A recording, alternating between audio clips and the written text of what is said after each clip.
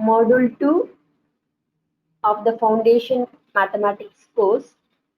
This module contains example problems for set theory.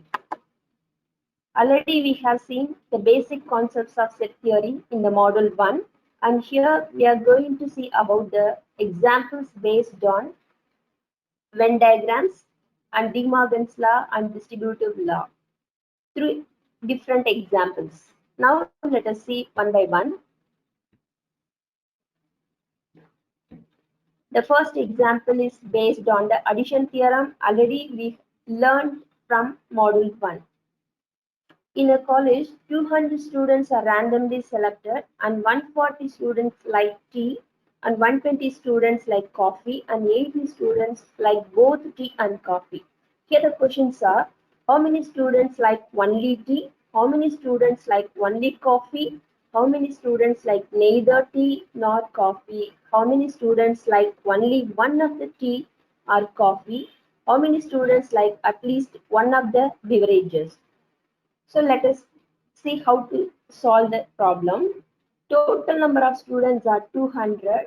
We have selected, and before that we have to identify the different components. Here in this question, the three different components are tea, coffee. Okay.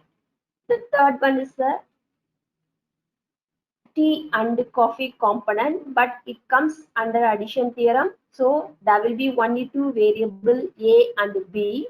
So in the Venn diagram, the first circle representing 60, second circle representing 40.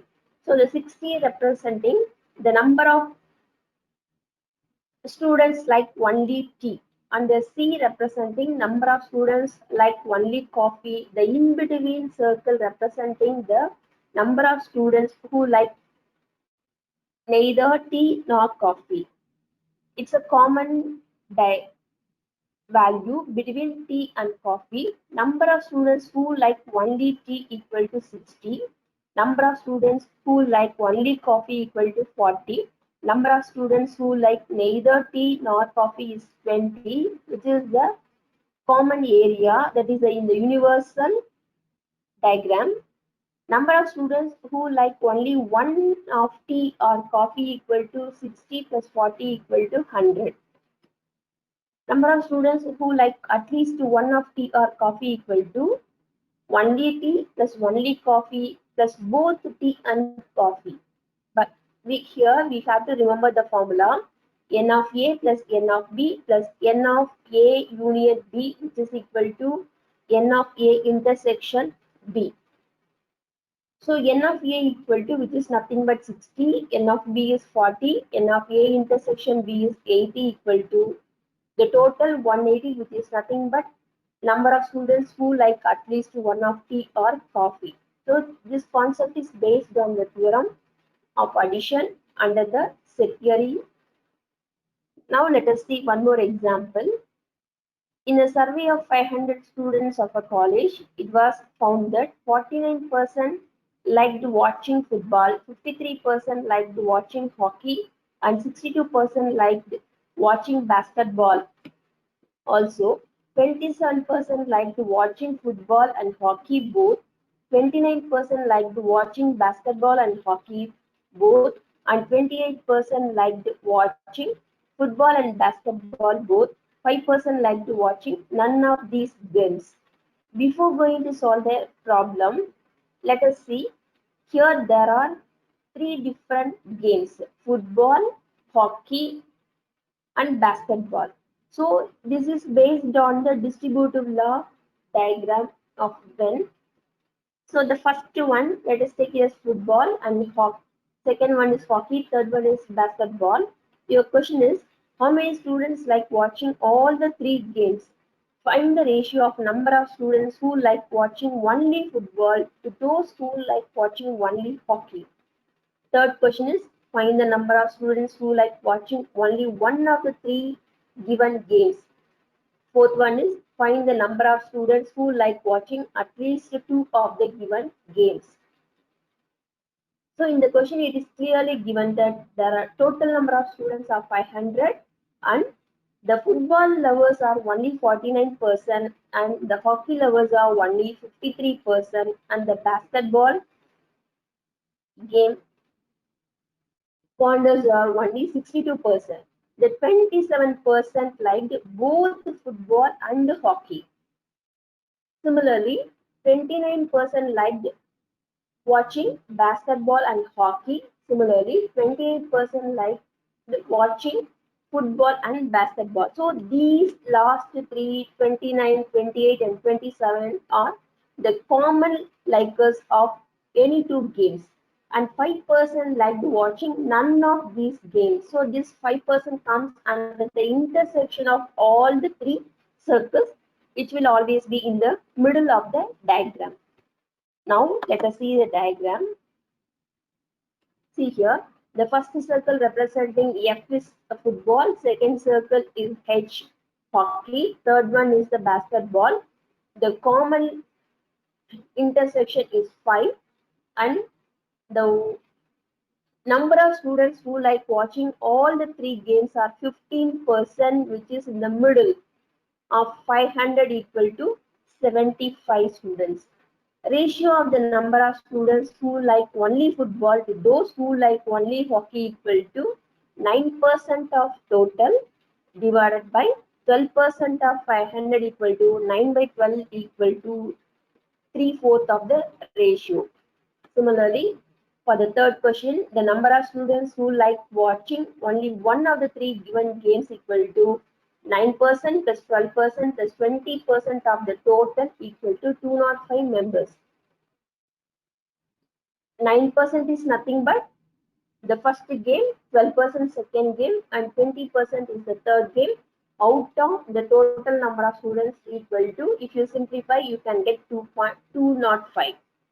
On the last question, the number of students who like watching at least two of the given games equal to number of students who like watching only two of the games plus number of students who like watching all the three games equal to, already we have calculated 12 plus 3 plus 14 plus 15%, that is 54% of 500 equal to 270. In this concept, one more example I want to explain. In a survey of university students, 64 had taken mathematics course, 94 had taken chemistry course, 58 had taken physics course, 28 had taken mathematics and physics, 26 had taken mathematics and chemistry, 22 had taken chemistry and physics course, and 14 had taken all the three courses. The question in the given example is find how many had taken one course only. Now let us see the solution by step wise. Step 1, Venn diagram related to the information given in the questions are the middle portion representing the 14 had taken all the three courses. The first circle representing the mathematics course, which is number of students like mathematics course alone equal to 24. Here we have to find out by the total number of students who like mathematics equal to 64 and number of students who studied mathematics and chemistry courses are 12 because 26 minus 14 equal to 12. Similarly, all the three course levels are 14. From the diagram, we can easily identify that the number of students who like both mathematics and chemistry are only 12. Similarly, the number of students who like only mathematics and physics are 14. And the number of students who like only mathematics are, we have to calculate the total number of mathematics students minus number of students who like maths and chemistry plus number of students who like maths and physics plus number of students who like all the three subjects. So if you compute, we can get the answer, which is nothing but 24. Similarly, number of students who have taken only chemistry equal to 60. That is Total number of chemistry students are 94 minus 12 plus 14 plus 8 equal to 60.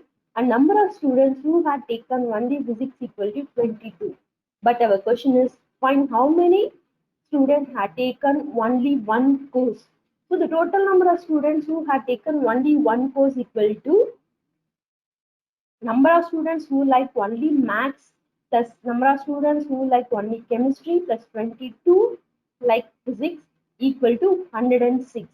Hence, the total number of students who had taken only one course is 106 students out of the given course. One more example based on the same concept. In a group of students, 65 play football, 45 play hockey, and 42 play cricket.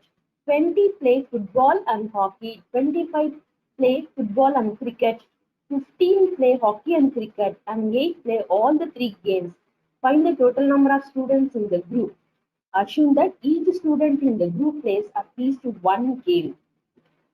The total number of students in the group equal to 28 plus 12 plus 18 plus 7 plus 10 plus 17 plus 8 equal to 100. The number of students in the group is 100, which is nothing but number of